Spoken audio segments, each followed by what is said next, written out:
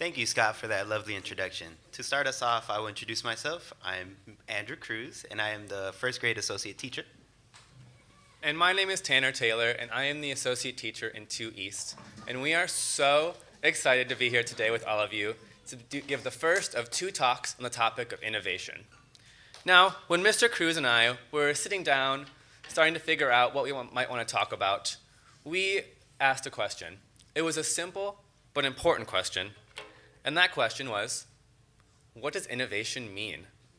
So we consulted our old friend, the dictionary, and this is what we found out. Innovation is defined as the act of creating change to an existing product, method, or idea to improve it. But that led us to another question. What does that actually mean?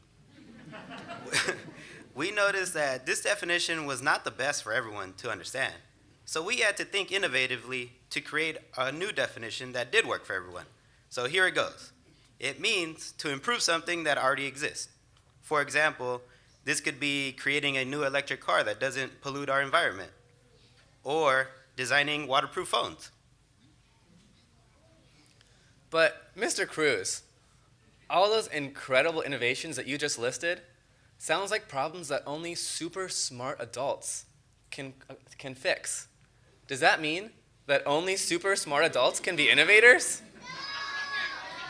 What do you think? No, absolutely not.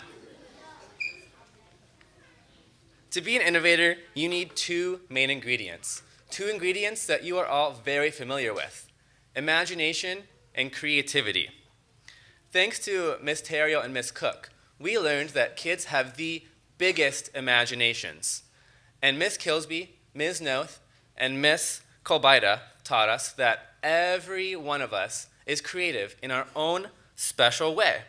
Without the imagination and creativity that each of you have so much of, nothing could change. You have to think outside of the box in order to be an innovator.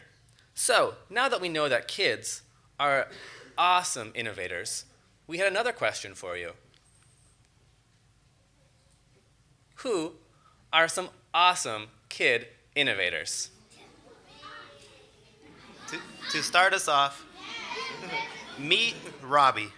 He is an innovator. Some of you might recognize him. Some of you might recognize this guy, but for those of you who are not familiar with Kid President, he is a kid who had a dream. He dreamed of making people laugh, sharing knowledge, and inspiring others to be great. Kid President is an innovator because he noticed that many informative and even inspirational videos were made by boring adults. This was a problem. Kid President thought innovatively and decided to create his own videos that were not only funny, but inspirational as well. I hope you've had a chance to check out some of his awesome videos. Up next, we have a young innovator named Giselle Bazos.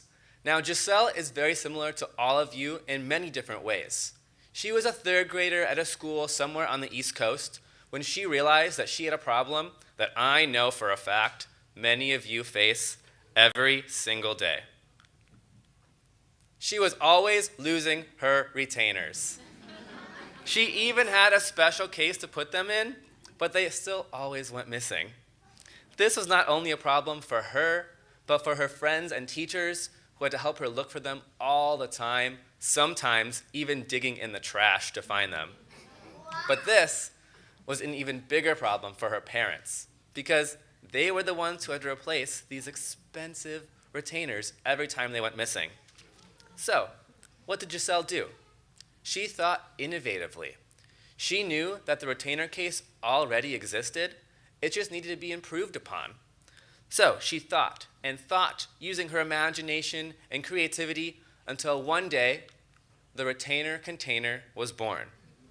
Lost containers were a thing of the past for Giselle now, because her very own retainer case was attached to her on a very fashionable bracelet.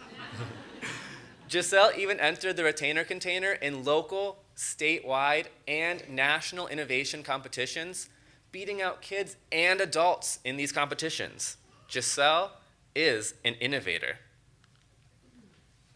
So, Mr. Taylor, are these super special kids the only innovators we know? I think we all know the answer to this one. No! We see innovation happening around us every single day here at PBS. I see first graders innovate every day. Whether it's thinking of a new story to write or reusing recycled materials to craft a device, first graders find creative ways to turn their imaginations into reality. From rocket ships to bugs for homes, first graders build all kinds of things in makerspace. Innovation is integrated into everything we do in first grade.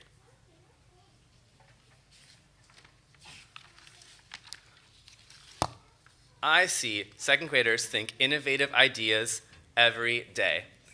They're always looking for a better, more efficient way to complete a task or to solve a problem. One way in particular I see this is through their conversations revolving around friendships. Second graders are never afraid to try a new strategy or an innovative approach to making a new friend, or maybe solving a tricky friendship problem on the recess field or in the classroom. Second graders know that innovation does not just mean innovating a product, but innovating an idea or maybe a way of doing something. While I have not spent much time with the fifth graders, I have noticed that there are many ways that they are innovative. Fifth graders get to showcase their innovative minds through their science fair projects. When they are thinking of what project they want to do, fifth graders have to think critically and creatively about their surroundings. Some might want to test out different soaps to determine which one cleans the best, while others might want to create a completely new color of their own. In either case, they have to think innovatively in order to create a project that is unique to their own interests. Fifth graders are also innovators. But you know, Mr. Cruz, these are just a very few examples of the innovation that happens every day here at PBS, because all PBS students are innovators. We see each and every one of you being innovative every day, because each and every thought and new idea that you have is something new to this world, because nobody has thought it exactly like you do. Your thoughts are all unique. Your thoughts are all important. The ideas and the methods that you come up with to do things are innovative. You can, and you all are, changing the world every day. So, we have one final question to you, and that is, how will you be an innovator today? Thank you. Thank you.